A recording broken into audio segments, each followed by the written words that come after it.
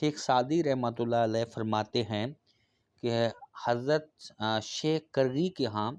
ایک ایسا مہمان آیا جو بہت ہی تکلیف میں مبتلا تھا، اور وہ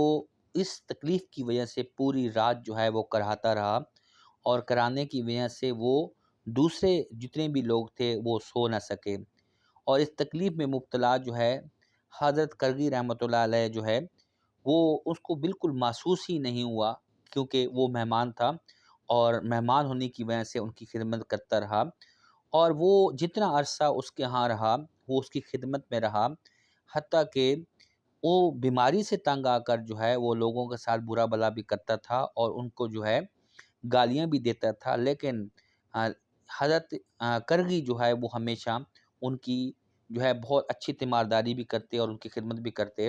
اور ایک دفعہ تو ایسا ہوا کہ جب اس نیک انسان حضرت کرغی کے جو ہے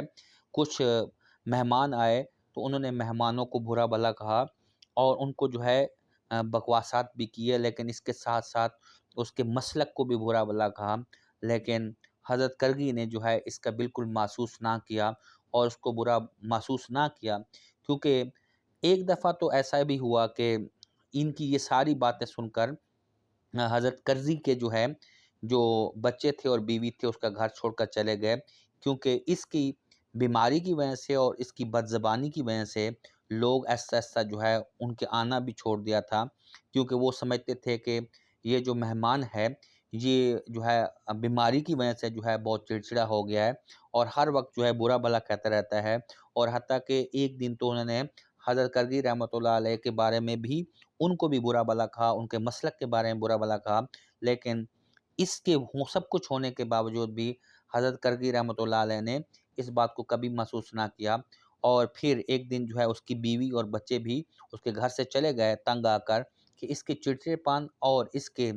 بد کلامی کی وجہ سے ان کے گھر کے اندر جو ہے بہت مسئلہ ہے، تو اس کے باوجود بھی جو ہے حضرت کرزی اس آدمی کی تیمارداری کرنے میں اور اس سے خوش اخلاقی سے پیش آنے میں جو ہے کوئی کسر نہ چھوڑ رکھی تھی۔ تو حضرت کرزی یہ فرماتے ہیں